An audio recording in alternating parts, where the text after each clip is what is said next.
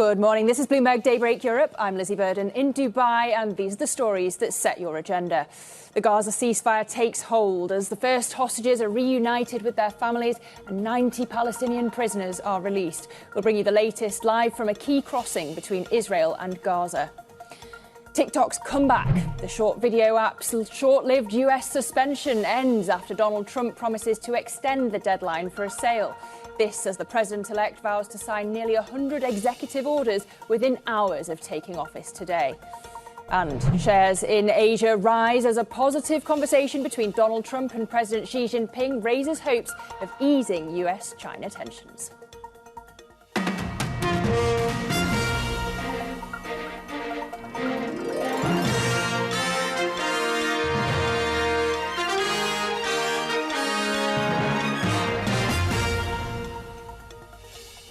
Well, a very good morning. Welcome to Monday, and it is a momentous day ahead. The Gaza ceasefire underway, Donald Trump soon to be sworn in as America's 47th president, and questions over the impact of his second term hanging over the Swiss mountains, not least how the US-China relationship is going to pan out. Interestingly, a call between Donald Trump and President Xi Jinping over the weekend appears to have done more to boost Asian equities than the China growth data on Friday. You're looking at the MSCI Asia Pacific Index currently up 1.1%.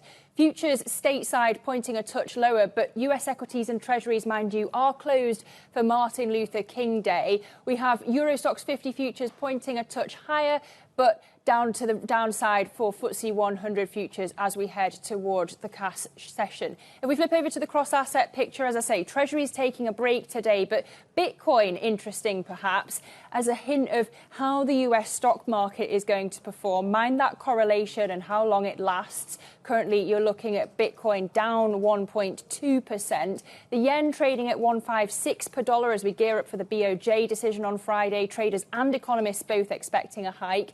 Euro dollar there at 103. We are awaiting the Eurozone flash PMIs later in the week, expected to stay in contraction territory ahead of that ECB decision towards the end of the month. And you've got Brent there at $80 a barrel, pairing earlier gains on this news that Donald Trump's poised to invoke emergency powers as part of his plan to unleash domestic energy production. So we await this flurry of one-day executive orders on tariffs, Iran sanctions. Brent very much braced for volatility over the next 24 hours at least. But let's get back to the Middle East. The long-awaited, long-delayed Gaza ceasefire has begun after 15 months of war. A six-way truce is underway, with Hamas releasing 3 Israeli hostages in exchange for 90 Palestinians freed from Israeli prisons.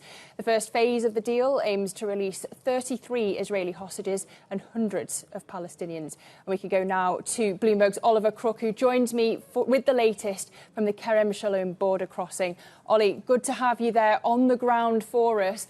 How did we get here? And take us through what's happened so far, because this ceasefire was by no means guaranteed. Yeah, Lizzie, I mean, we got here really very sort of painstakingly with a lot of tension over the last 72 hours. You know, there was the first glimmer of hope when this was announced on Wednesday night by the Prime Minister of Qatar. And then since then, there had been hurdle after hurdle. But really, it all sort of coalesced in the sort of early hours of Sunday. There was some real sort of stop and start there. It was supposed to start the ceasefire at 8:30 local time. It was delayed by several hours, during which there was fighting. There had been a number of people also killed in Gaza during that period of time. But at 11:15, the ceasefire came into effect. And now, about 21 hours in, it has continued to hold. And as you mentioned, Lizzie, that meant the return of 3 female hostages to Israel, which happened late in the day yesterday. That was met with a lot of rejoicing over in Tel Aviv and really across the nation, and also the release of 90 Palestinian prisoners yesterday evening as well. Now we go into the morning. Now we have a Gaza where you will not have any fighting for the first time in a very long time, and for hopefully a minimum of 6 weeks, which is the length of this ceasefire. But what it also will mean, Lizzie, is that right here at this border crossing, you will begin to have much more sort of flows of aid and trucks coming in. The border crossing just opened just over an hour ago. And just to give you a little context to where we are, we're basically at the southernmost point of Israel-Gaza border. Right on my right here is the Egyptian border. And I just spoke to the manager of the checkpoint here, who is telling me that basically there will be about 800 trucks they're expecting to cross into Gaza across the various entrances across Israel and Rafah. And about 575 of those are going to cross right right here. And to give you a little bit of context, Lizzie, for how important this is, the average number of daily trucks in the month of January, according to an aid agency that I was speaking to yesterday, was about 50. So they want to get that to 800 today and start to get up to the higher volumes of about 500 to 600 a day, which is closer to what was happening before the war started on October 7th. So, Ollie, phase one underway, exactly where you are, but how likely is it that we're going to get to the next phase diplomatically? Listen, Lizzie, I think that's the sort of biggest question, I think, for everybody in the region and really internationally that's sort of watching the events unfurl here. I mean, it's going to depend on a number of different things. Obviously, it will depend on the goodwill of both the Israeli government, of Hamas, who say that they want to see the ceasefire continue to endure, but it will also depend on the internal politics of Israel. We had already one of these sort of ministers in the coalition, Ben-Gvir, who's one of the sort of more hawkish members who wanted to really continue to prosecute this war in a very aggressive fashion. He resigned on Sunday. He withdrew his support for this government and Benjamin Netanyahu. That gives Benjamin Netanyahu, the Prime Minister of Israel, a very slim majority in the Knesset, in the parliament, of about 2 seats that's really being sort of barely held together. So what Benjamin Netanyahu has had to do is to walk a very fine line. On the one hand, to sort of assuage the desires of the U.S. Administration that has just left, and the one critically that is coming in. Donald Trump is seen as been given a huge amount of credit by everybody here for making this actually happen. But really, he's also trying to appease that right wing, saying that basically this is only a temporary ceasefire. The fighting could resume in another 6 weeks' time. So a lot will depend on basically whether or not the ceasefire will be held together. That will be observed by missions from the U.S., from Qatar and Egypt, who will make sure that the ceasefire continues. But really critically, Lizzie, this is going to come down to the man who will be inaugurated President of the United States in just a few hours, Donald Trump, and sort of what vision he has going forward for this region. Doesn't everything? Oliver Crook on the ground for us at the Kerem Shalom border crossing. We thank you so much for that reporting. Well, let's talk about Donald Trump. He's celebrated the eve of his second inauguration with a rally in Washington. He's told supporters he plans to sign dozens of executive orders on day one of taking office as well. I'm thrilled to be back with so many friends, supporters, and true American patriots on the eve of taking back our country. That's what we're going to do, take back our country. Joining me now is Bloomberg's Joshua Gallu. Joshua, we've had the rally. We're looking forward to the inauguration, but talk us through the policy. Trump pledging a flurry of executive orders. What can we expect? Well, I think we can expect exactly what he said. He wants to make a splash here at the beginning of his term. He's made a lot of campaign promises. Among them, he plans to do dozens today right after taking office, so in the hours following the inauguration. The most likely things that we're going to see are actions on energy. So that means reopening federal lands to oil and gas exploration and extraction. Probably diversity and equity policies that have been a big part of his campaign and really speak to his base. And then there's also TikTok, right? We've seen the sale of TikTok be a big part of the campaign in recent weeks. And lawmakers had, of course, banned the app or banned hosting the app in the U.S., which went into effect. He said he's going to issue an executive order to delay that. Another big one that we're going to see is potential clemency for the rioters that were convicted of crimes in the January 6th attack on the Capitol prior to Biden's inauguration. So a lot of these things that we're going to see today, and then probably strung out across the first days of his administration, are going to be things that were at the core of his campaign, that are going to speak to his base and send a real signal, a really strong signal, that he's back in office, he intends to follow through on his promises. And of course, another one of those is immigration, that is even things that are going to be tested in the courts. But at this point, I believe the administration feels like the judicial system is significantly leaning in their direction, that they're going to take a rather favorable view on his policies. So I think they're feeling pretty confident about that. And Joshua, those policies very much on the minds of the global elites as they gather in the Swiss Alps in Davos for the World Economic Forum. What impact do you think his return to office is going to have on their conversations this week? It looks like it's going to be a massive impact, actually, and you've already seen a change in tone across many companies that send their executives there. You've seen at companies like McDonald's, Walmart, they've already rolled back since the election their diversity and equity policies. You see the 6 major U.S. banks all withdrawing from a net zero pact among global financial institutions. So their stance on climate change and the relevance that climate change policies have for their own businesses has already eroded. You just see an immediate impact. These are the tone of conversation in Davos for the last more than 10 years has very much been towards progressive issues, climate change, creating a more diverse workforce. These sorts of things now are really going to the wayside. And we'll see. Donald Trump is not going to be president himself, but he's going to address Davos virtually later in the week. So, right now we see a lot of CEOs lining up with the new administration and seeing that, as a second term, it's not, there's no indication, there's no presupposition that this is a fleeting moment for the U.S. or a fleeting change, but these policies are coming in earnest. And indeed, he's got some of those CEOs in the tent himself. He's got Elon Musk and Vivek Ramaswamy. Joshua Gali, thank you so much for that preview. And we're going to have special coverage of US President-elect Donald Trump's inauguration later. That'll be at 4 p.m. UK time, 11 a.m. in Washington. So do stay with us for that. Markets, of course, very closely watching Trump's next moves. And this is, of course, as Bloomberg learns that the president-elect's planning to invoke emergency powers to boost domestic energy production. Now, at that pre-inauguration rally, he also laid out his plan for signing those executive orders. Within hours of taking office, I will sign dozens of executive orders, close to 100 to be exact, many of which I will be describing in my address tomorrow. Let's take the temperature in these markets now with Bloomberg's Valerie Teitel. Val, just how jittery are these markets about these announcements to come? Well, Lizzie, it's all about whether these dollar longs will be disappointed if we don't get any new news on tariffs from this day one of Trump 2.0. It's interesting to see that the Bloomberg Dollar Index is trading softer this morning. That is after reports that Trump may perhaps attack domestic issues first rather than international trade and tariffs. If we just check on how the dollar has fared, though, since this Trump trade began last September, the dollar has risen over 8% since mid-September, since that Trump trade first took the markets by steam.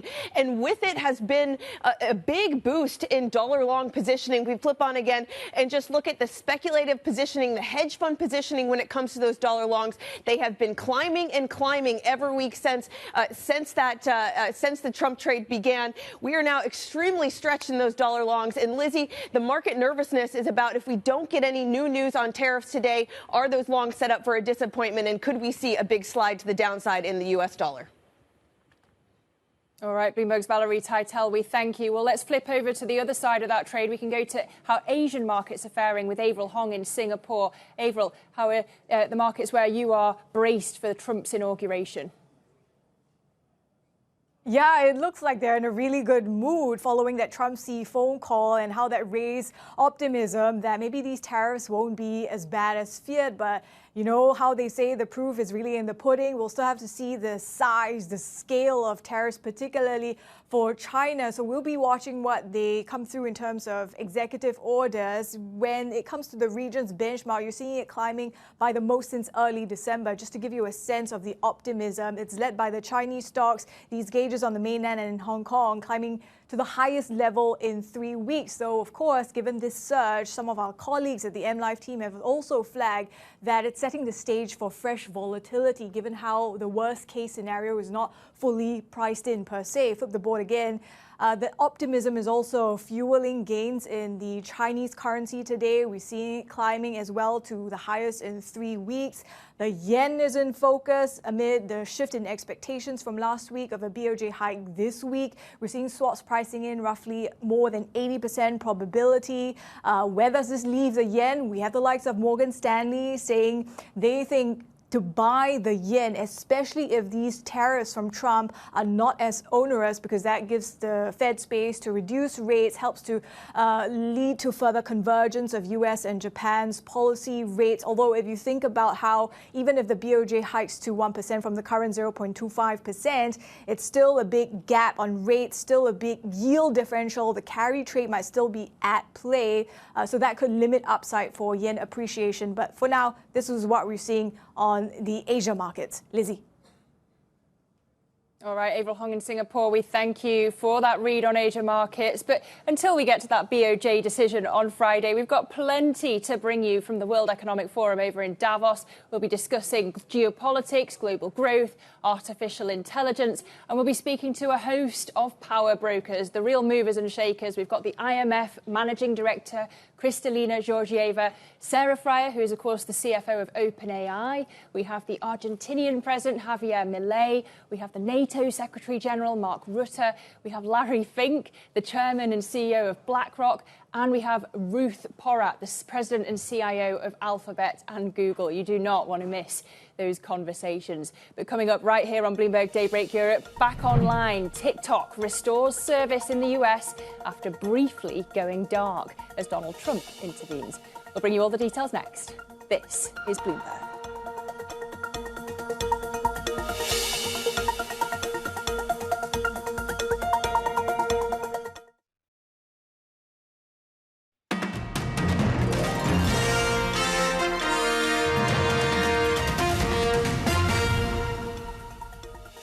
Welcome back to Bloomberg Daybreak Europe. It's just coming up to 6:19 a.m. in London, and we're having breaking news crossing the terminal from the ECB. A rate cut in January, not a foregone conclusion, according to Robert Holtzman on the Governing Council. He says that the ECB risks credibility cutting rates when CPI is rising. This, of course, as attention turns towards growth, the risks likely to be highlighted in the PMI numbers that come out later in the week for the euro area, expected to still be in contraction territory. And off the back of these lines, this interview with Politico, we have euro dollar currently stronger 0.3% at a 103 handle. So we keep an eye on that as we head towards the ECB meeting towards the end of the month in Frankfurt, of course.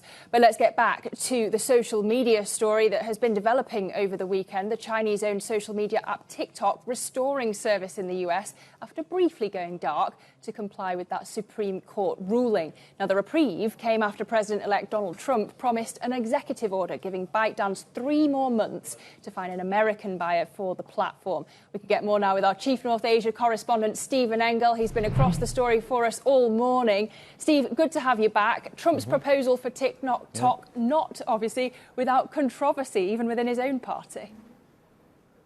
Yeah, I mean, there's some key Republicans in the House and in the Senate who want the letter of that law that was signed back in April by the Biden administration, a bipartisan law on national security grounds that essentially got the clock ticking on this potential sale of TikTok to an American buyer. It hasn't happened. And yesterday was the deadline for it to go dark, and briefly it did. As of Saturday evening, U.S. time, TikTok did go dark, but then Donald Trump came along and essentially said that he would sign an executive order, one of the first of many that he is likely to do tomorrow or later today, really, after his inauguration. He's saying some 100+ different executive orders, including TikTok, and that is extending that deadline by some 3 months, as well as raising the possibility that he could orchestrate a 50-50 joint venture,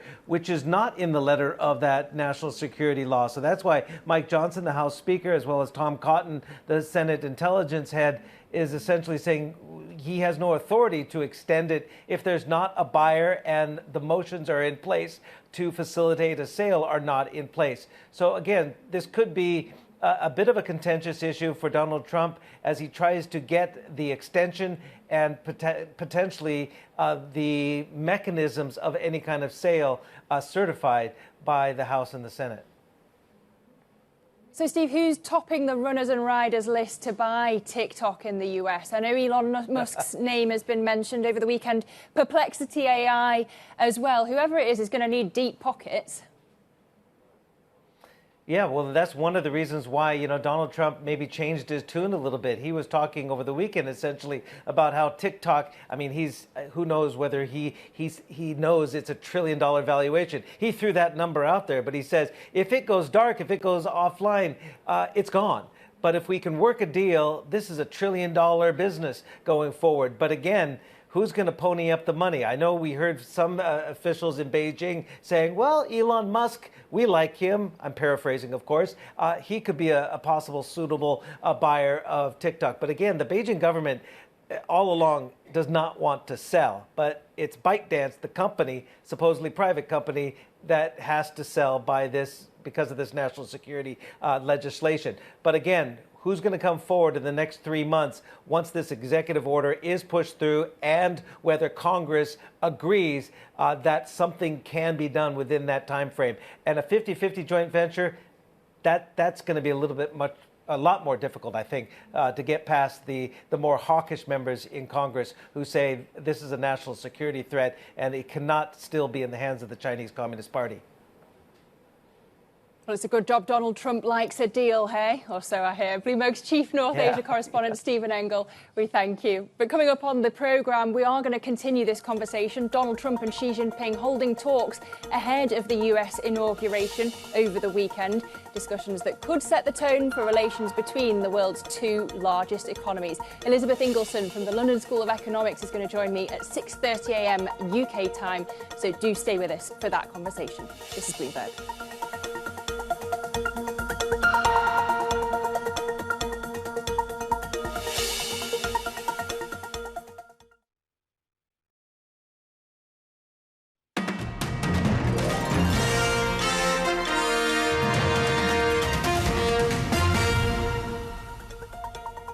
Welcome back to Bloomberg Daybreak Europe. Now, Mexico's president is rushing to support the roughly 5 million undocumented Mexicans living in the US ahead of Donald Trump's return to the White House. Claudia Sheinbaum's administration has launched a panic app for those detained, lined up more than 2,500 lawyers and nearly 2,200 consulate workers. The moves are aimed at securing aid for migrants facing the US president-elect's promise to carry out what he calls the largest deportation operation in the nation's history. Elsewhere, Chrystia Freeland has formally kicked off her campaign to lead Canada, the former finance minister telling supporters that she's the best candidate to do battle with Donald Trump. Freeland is entering the race to lead the governing Liberal Party and replace Prime Minister Justin Trudeau, who announced his resignation earlier this month. She's seen as a top contender alongside former central banker Mark Carney. And a digital token promoted by Donald Trump has rattled cryptocurrency markets, attracting billions of dollars in trade volume. Trading under the Trump ticker on the Solana blockchain, the token's market value surged to $15 billion over the weekend after the president-elect touted it on his social media accounts. By Sunday, the digital asset's market cap had slid below $10 billion after Trump's wife Melania also unveiled a coin, drawing a rush of inflows. Well, interesting, just checking in on Bitcoin slumping into the inauguration. You had seen a correlation with stocks rallying last week, but now dropping towards its 50-day average, as indeed US futures point lower. That sell-off sparked by Donald Trump rolling out the meme coin on Friday, which hogged speculative flows over the weekend. A reminder, perhaps, that Trump's embrace of crypto is by no means a guarantee of higher prices. One to keep an eye on, and the world awaiting Trump's return to the White House. We'll discuss next with Elizabeth Ingleson. This is Bloomberg.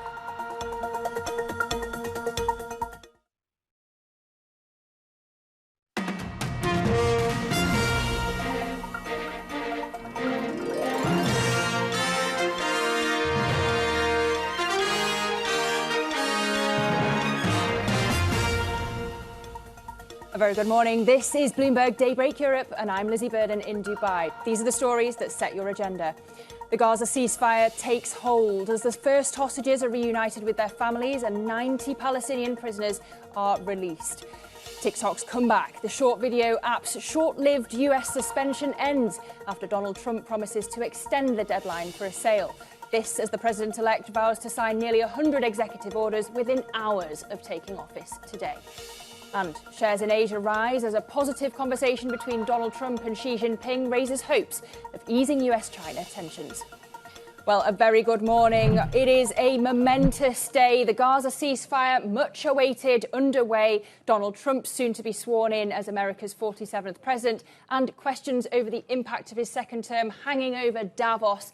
And we'll have plenty of conversations for you from the Swiss mountains. Top of mind is the US-China relationship. As I say, we've had this call between Xi and Trump over the weekend, and that has injected some confidence into Asian equities this morning, more actually than the China growth numbers on Friday. Meanwhile, you've got US futures flat to the upside, but equities and treasuries stateside are closed today for a holiday. We have European futures flat to the upside as well as we inch towards the cash trade in Europe, and we have FTSE 100 futures a little more negative, in fact, as we get towards the session. But as we flip over to the cross-asset picture, as I say, Treasury's taking a break, but Bitcoin, interesting perhaps, as a hint of how the US stock market is going to perform. Do keep an eye on that correlation and how long it lasts. Currently, Bitcoin down nearly 1%. The yen at 156 per dollar as we gear up for the BOJ decision on Friday. Traders and economists both expecting a hike. Euro dollar at a 103 handle. We did just have those comments from Robert Holtzman,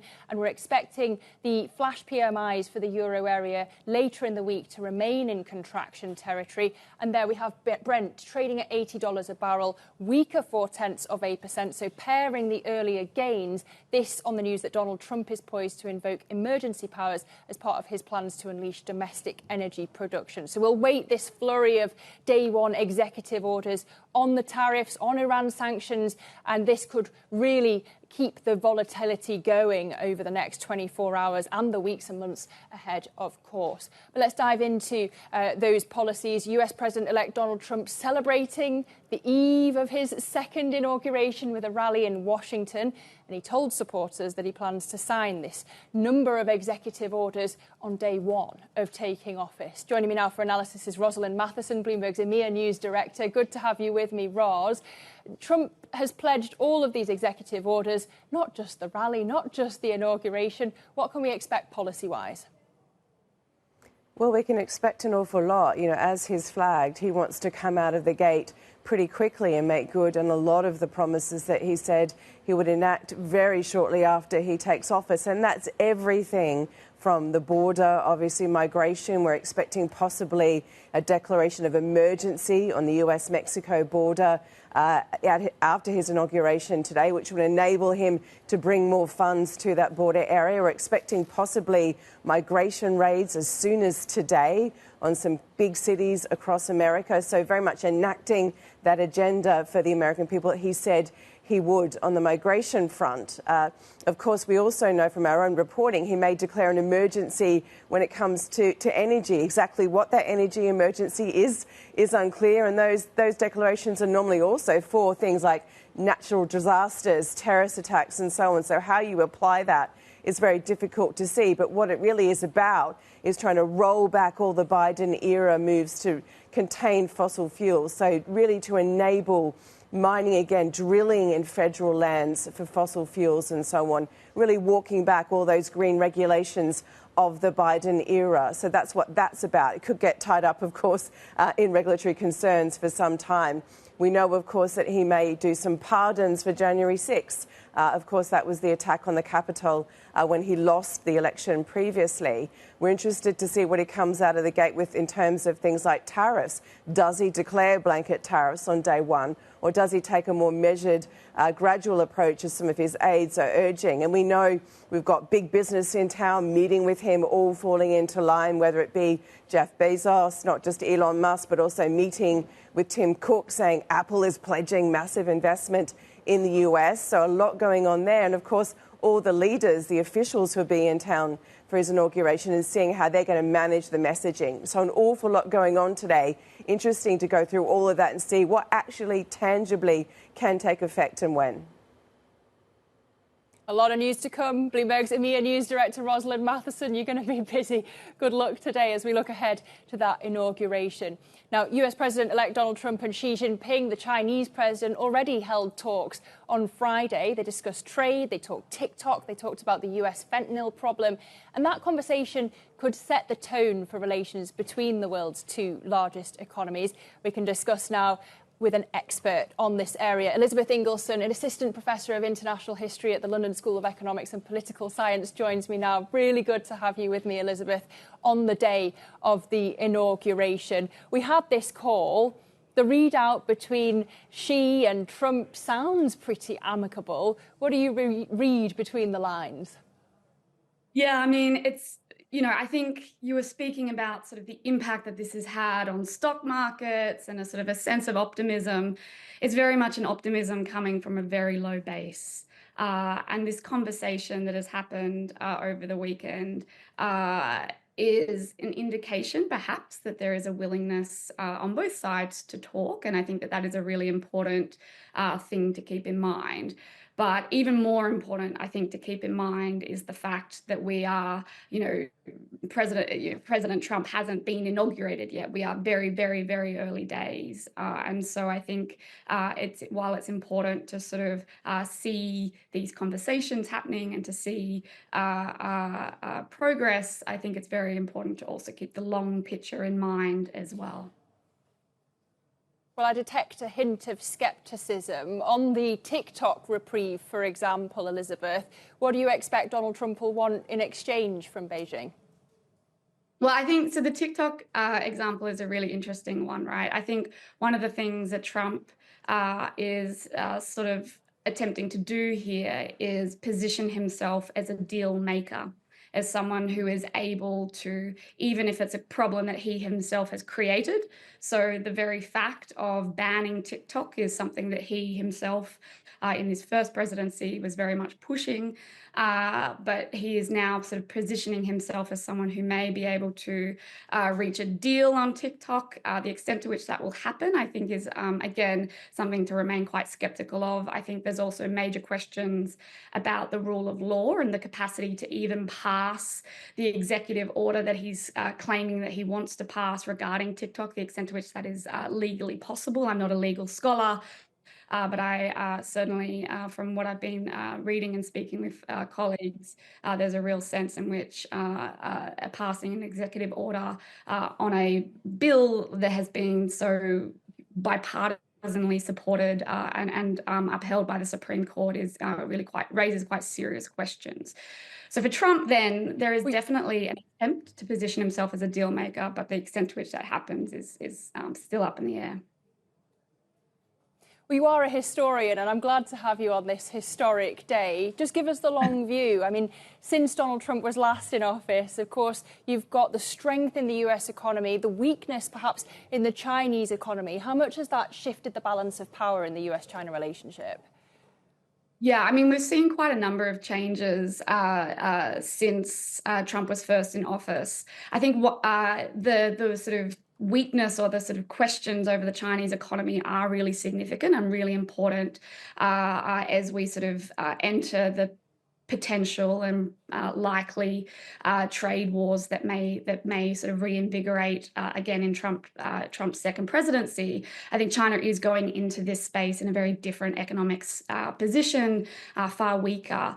But we're also seeing a shift that's been happening under Xi, particularly since his 14th five-year plan, for example, in which he really emphasized the importance of security in relation to economics. So he connected security and economics in a way far more overtly than he has and more consistently in ways than he had previously. And that was a real shift from around 2021 or so, in which he was really sort of emphasizing the security nature of economics. And so we've seen quite significant changes, both in terms of the politics of China as well as its economy.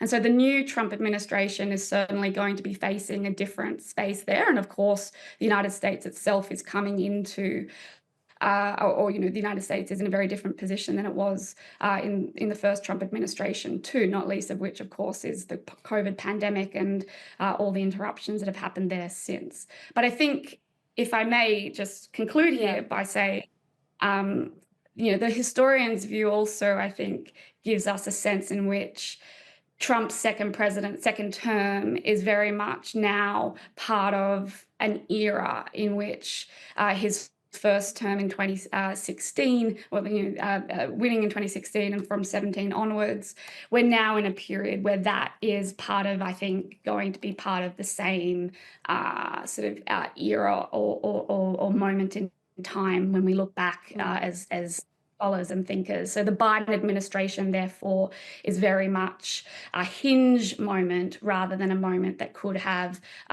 shifted American politics more long term.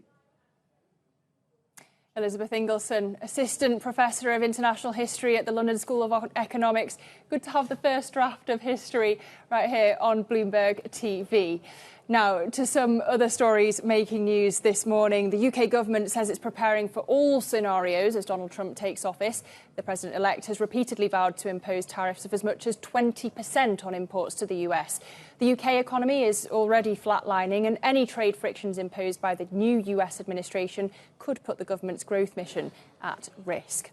Elsewhere, Santander is reportedly considering leaving the UK as part of a range of options for its British business. The Financial Times says the Spanish lender's contending with lower returns in Britain, as well as a probe into suspected mis-selling of car loans. A Santander spokesperson says the UK remains a core market for the bank. And asking prices for UK homes started the year with their biggest rise in 20 months.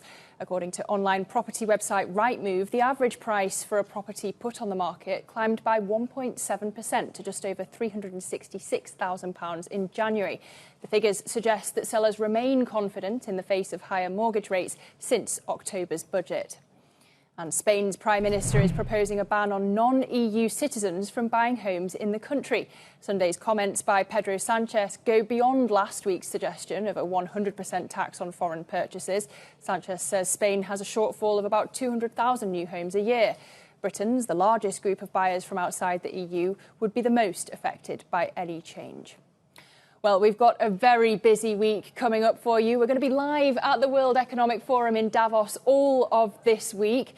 Among the key guests joining our coverage include central bank policymakers, the South African Reserve Bank governor, the Bank of France governor, the Bundesbank president, Klaas Knot, the president of the Dutch Central Bank, the SNB chairman, the Bank of Spain governor, all the movers and shakers right here on Bloomberg TV.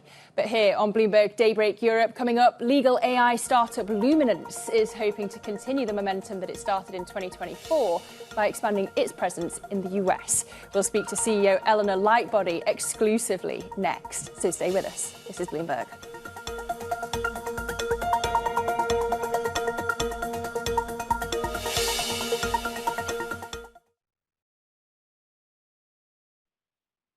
Today, Donald Trump will be sworn in as the 47th President of the United States. Bloomberg will have special coverage of the historic inauguration, live from Washington, D.C. It all starts at 11 a.m. Eastern.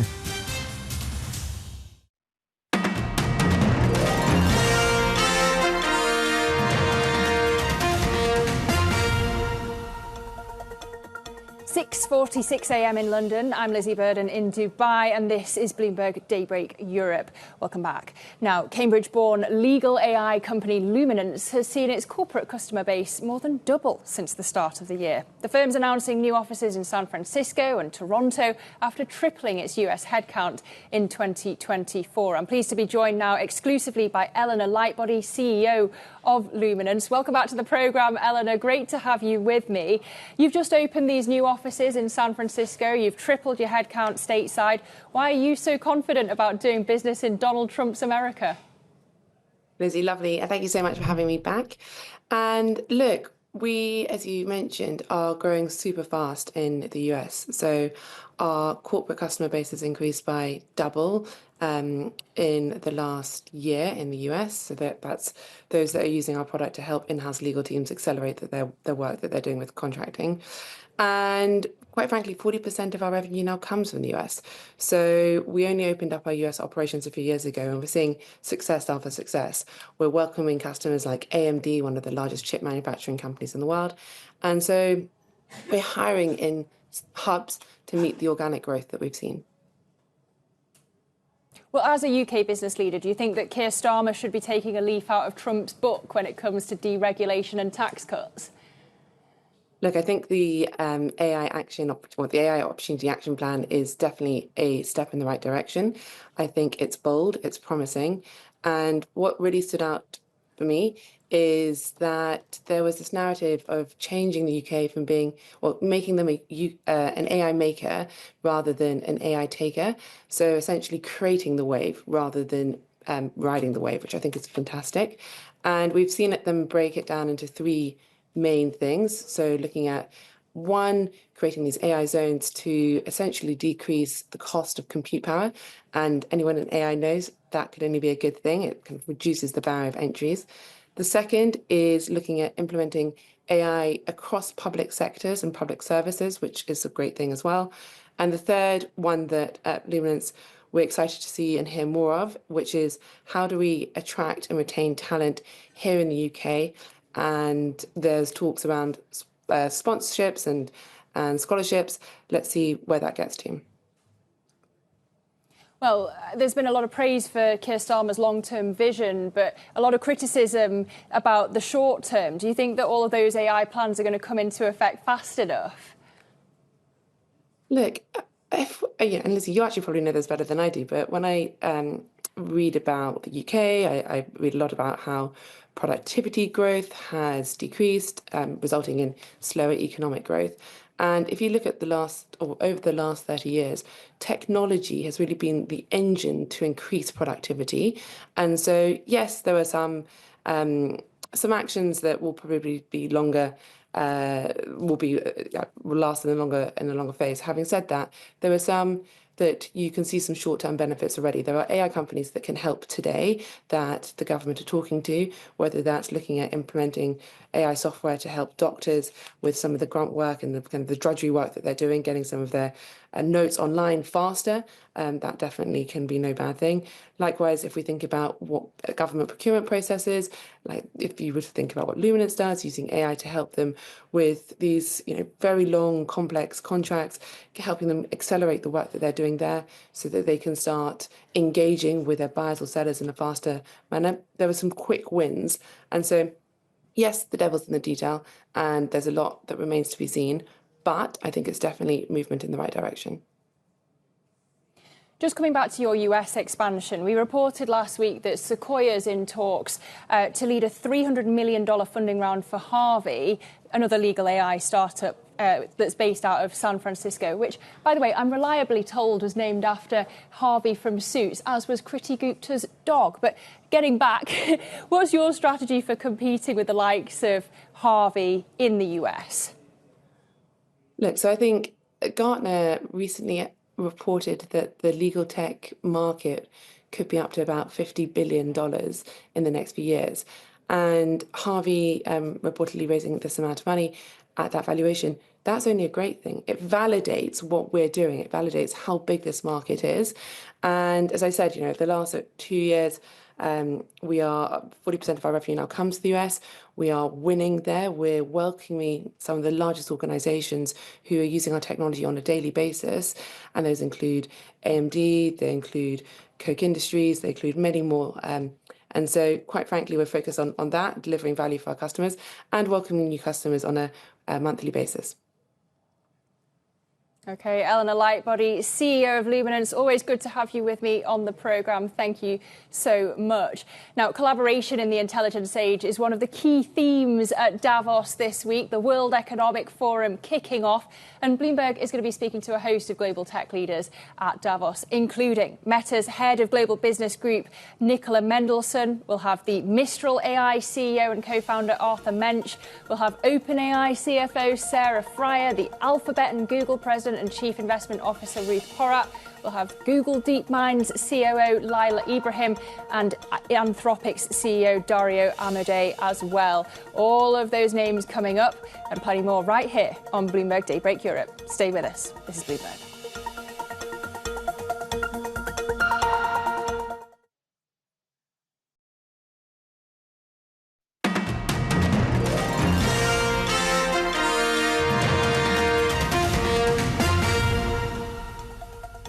On behalf of everyone at TikTok and all our users across the country, I want to thank President Trump for his commitment to work with us to find a solution that keeps TikTok available in the United States. So that was the TikTok boss giving a shout out to the president-elect Donald Trump in a video in his own platform. The future of TikTok, of course, a key question in the US-China relationship. Now, we already had that call between President Xi and President-elect Donald Trump over the weekend, boosting Asian equities this morning. The MSCI Asia-Pacific Index up more than 1%. And here you can see perhaps why.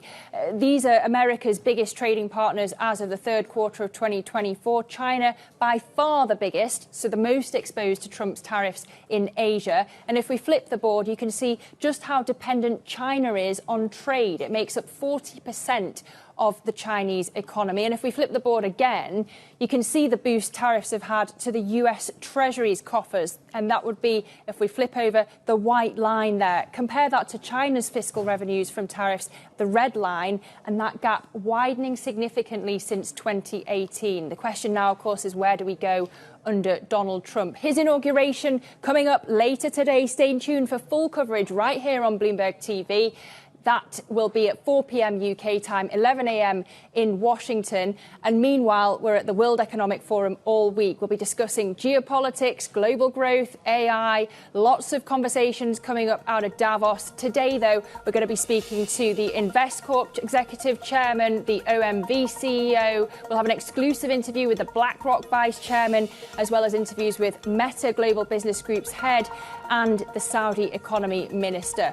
But that does it for Bloomberg Daybreak Europe. The opening trade's coming up next. Anna Edwards and Guy Johnson will take you to the start of the cash trade in Europe. So do stay with us. This is Bloomberg.